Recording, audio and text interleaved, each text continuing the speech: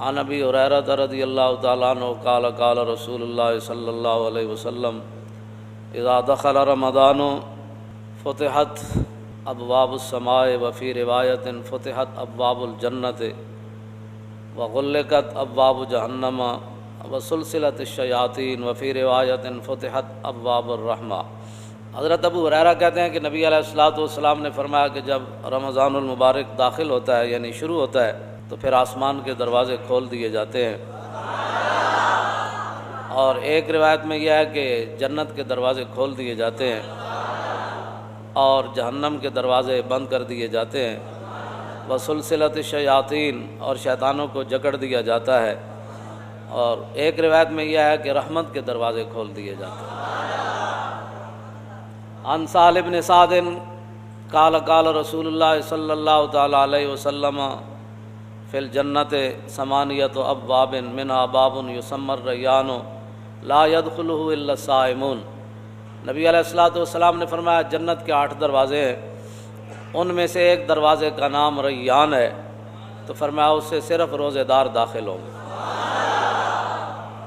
عن ابی ہریرہ رضی اللہ تعالیٰ عنہ قال قال رسول اللہ صلی اللہ تعالیٰ علیہ وسلم من صام رمضان ایمانا واحتسابا غفر له ما تقدم من ذنبه ومن قام رمضان ایمانا واحتسابا غفر له ما تقدم من ذنبه ومن قام لیلۃ القدر ایمانا واحتسابا غفر له ما تقدم من ذنبه۔ نبی علیہ الصلوۃ والسلام نے فرمایا، حضرت ابو ہریرہ راوی ہے، حضور نے فرمایا کہ جس بندے نے رمضان المبارک کے روزے رکھے ایمان اور ثواب کی نیت سے، ریا سے پاک ہو کر، ریاکاری نہیں تھی اس میں، تو اس کے سابقہ تمام گناہوں کو معاف کر دیا جاتا ہے۔ اور نبی علیہ الصلوۃ والسلام نے فرمایا کہ جس آدمی نے نماز تراویح پڑھی یعنی رمضان المبارک کی راتوں کو قیام کیا، تو حضور نے فرمایا کہ ایمان اور ثواب کی نیت سے غفر له ما تقدم من ذنبه، اس کے بھی تمام گناہوں کو معاف کر دیا جاتا ہے۔ اور نبی علیہ الصلوۃ والسلام نے فرمایا من قام لیلۃ القدر ایمانا واحتسابا، اور حضور نے فرمایا کہ جس نے لیلۃ القدر کی رات قیام کیا یعنی اس کو زندہ کیا اور ساری رات وہ اللہ کے سامنے کھڑا رہا ایمان اور ثواب کی نیت سے، تو حضور نے فرمایا اس کے گناہوں کو بھی معاف کر دیا جاتا ہے۔ جو نبی علیہ الصلوۃ والسلام مبارک تقریر فرماتے تھے نا، انس بن مالک کہتے ہیں کہ کلما خطبنا رسول اللہ صلی اللہ تعالی علیہ وسلم الا قال لا ایمان لمن لا امانۃ لہ ولا دین لمن لا عہد لہ۔ انس بن مالک نے 10 سال ظاہر ہے حضور کی خدمت کی، تو کہتے ہیں میں نے حضور کا کوئی کم ہی ایسا خطبہ سنا ہوگا جس میں حضور نے تقریر سے پہلے یہ نہیں فرمایا لا ایمان لمن لا امانۃ لہ، فرمایا اس کا تو ایمان ہی نہیں جس کے اندر امانت داری نہیں ہے۔ کلمہ، بہت کم ایسا کوئی خطبہ ہوگا جس خطبے کے شروع میں حضور نے یہ نہیں فرمایا کہ لا ایمان لمن لا امانۃ لہ۔ امانت وہ حکمرانوں کے پاس ہو، وہ مولویوں کے پاس ہو، حافظوں کے پاس ہو، وہ قاریوں کے پاس ہو، وہ محدثین کے پاس ہو، وہ صوفیوں کے پاس ہو، وہ غوثوں کے پاس ہو، وہ عوام کے پاس ہو، وہ باپ کے پاس ہو، وہ ماں کے پاس ہو، جس کے پاس بھی جو امانت ہے، یہ مراد نہیں ہے کہ صرف حکمران اس سے مراد ہے۔ ہاں، جو امانت اللہ نے، حضور نے فرمایا یہ بچے تمہارے لیے امانت ہے۔ چھوٹی عید کے خطبے میں حضور نے فرمایا کہ یہ اولاد جو ہے تمہاری امانت ہے تمہارے پاس۔ کیا مطلب؟ دین کی طرف لگانا، کل اس امانت کے بارے میں بھی تم سے پوچھا جائے گا۔ حضور نے فرمایا لا ایمان لمن لا امانۃ لہ، اس کا تو ایمان ہی نہیں جو امانت دار نہیں، ولا دین لمن لا عہد لہ، اور فرمایا جو وعدے کا پاسداری نہیں کرتا اس کا تو دین ہی کوئی نہیں۔ انجاب حضور کا خطبہ کیسے ہوتا، آگے ذرا تھوڑی سی میں تاکہ وضاحت اور کر دوں۔ عن جابر ابن عبداللہ قال کان رسول اللہ صلی اللہ تعالی علیہ وسلم اذا خطب احمرت عیناہ وعلی صوتہ واشتدت غضبہ کانہ منذر جیش یقول سبحکم ومساکم۔ جابر بن عبداللہ کہتے ہیں کہ جب نبی علیہ الصلوۃ والسلام خطبہ ارشاد فرماتے، حضور تقریر فرماتے، تو حضور کی مبارک آنکھیں سرخ ہو جاتی۔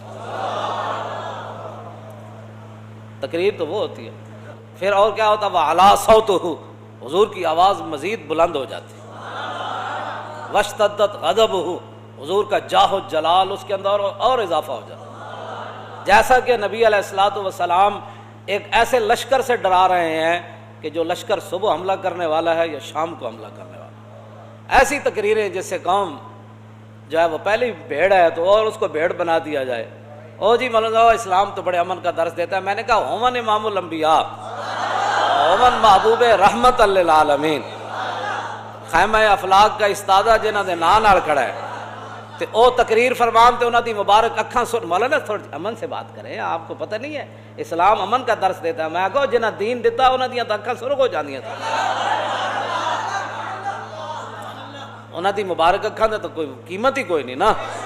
وعلا صوتہ، حضور کی آواز پہلے سے زیادہ بلند ہو جاتی۔ حالانکہ نبی علیہ الصلوۃ والسلام کی مبارک آواز میں اللہ نے یہ معجزہ رکھا ہے کہ جس طرح قریب والے کو حضور کی مبارک آواز سنائی دیتی، اس طرح 1,24,000 میں سے جو آخری صحابی بیٹھے تھے نا عرفہ کے میدان میں، جس طرح قریب بیٹھے صدیق اکبر کو آواز آ رہی تھی، اسی طرح آخری صحابی کو بھی ایسے آواز آ رہی تھی۔ تو میرے آقا و مولا کی مزید آواز بلند ہو جاتی، وعلا صوتہ، اور واشتدت غضبہ، اور حضور کے جاہ و جلال میں اور سختی آ جاتی۔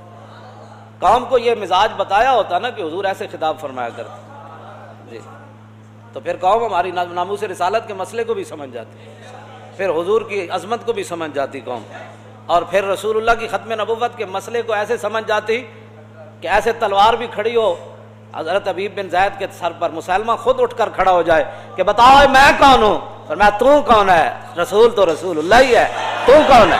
کیا باتیں کرتا ہے؟ تو کون ہے؟